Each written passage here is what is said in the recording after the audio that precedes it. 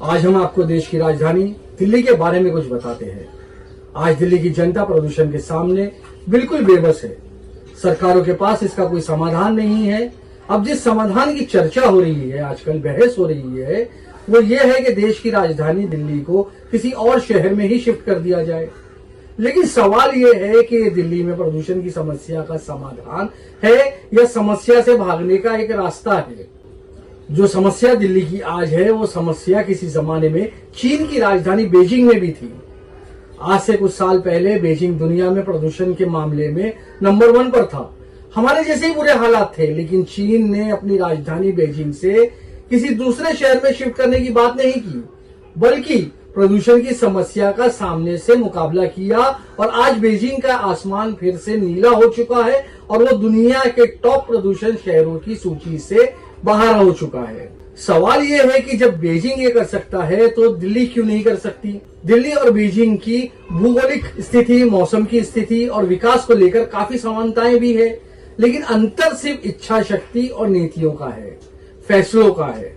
Beijing का प्रदूषण चीन के लिए एक शर्मिंदगी का विषय बन गया था और जनता का गुस्सा भी वहां पर लगातार बढ़ रहा था। इसीलिए चीन ने वर्ष 2013 में प्रदूषण के खिलाफ एक बड़ा युद्ध की शुरुआत की और national air quality action plan लागू किया था।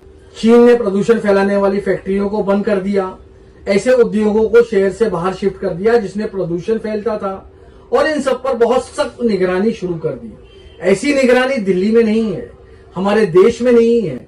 हमने भी ये काम किए हैं, उद्योगों को बाहर शिफ्ट किया है, फैक्ट्रियों को बंद किया है, लेकिन हमारे यहाँ निगरानी नाम की कोई चीज नहीं है। बीजिंग में कोयले के इस्तेमाल पर सख्त प्रतिबंध लगा दिया गया और प्राकृतिक गैस को बढ़ावा दिया गया, जबकि दिल्ली और आसपास के क्षेत्रों में 12 थर्मल प्लांट है जहां कोयले से बिजली बन रही है और इनसे पराली के प्रदूषण से 16 गुना ज्यादा प्रदूषण होता है।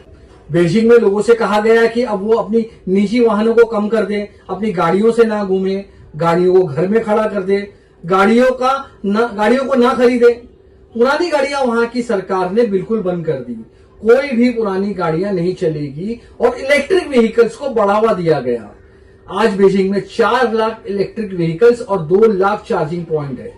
पब्लिक ट्रांसपोर्ट, साइकिलिंग और पैदल चलने वालों को प्रोत्साहित किया गया और अब वहां पर अमीर लोग भी पब्लिक ट्रांसपोर्ट या साइकिल पर या पैदल चलते हैं।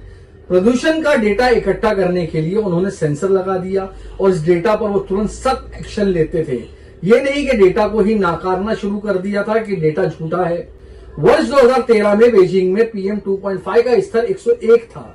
सोचिए 101 जो वर्ष 2023 में गिरकर सिर्फ 39 रह गया और हमारे देश में प्रदूषण का वही स्तर आज भी 400 के आसपास है।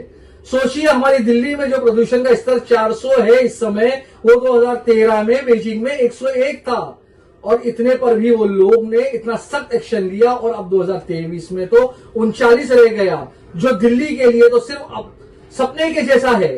दिल्ली में सबसे बड़ी समस्या ये है कि लोग नियमों का पालन नहीं करना चाहते और इसके साथ ही यहाँ जनता की भागीदारी और जागरूकता की बहुत कमी है। वहीं चीन में इसका बिल्कुल उल्टा हुआ। वहां नियमों का सख्त पालन हुआ, लोगों को जागरूक बनाया गया और वहां की सरकार ने, जनता ने और प्रशासन ने मिलकर प्रदूषण को हराया। आज आपको ये भी बताते हैं कि भारत में राजधानी को बदलने की जो बहस चल रही है, उसमें कौन सा शहर सबसे आगे है। क्या आपने कभी सोचा है कि भारत की राजधानी दिल्ली से कहीं और शिफ्ट हो जाएगी तो आपके हिसाब से वो शहर कौन सा होना चाहिए। इस बहस में लोगों की पहली पसंद है मध्य प्रदेश का शहर इंदौर, क्योंकि इंदौर पिछले 7 वर्षों से देश का सबसे साफ सुथरा शहर है। इसके अलावा कुछ लोग कोलकाता, बेंगलुरु, चेन्नई, चंडीगढ़, मुंबई या इम्फाल को भी भारत की राजधानी बनाने की राय दे रहे हैं। शुक्रिया दोस्तों, मैं मलिक फरीदी, खबर एक्सप्रेस।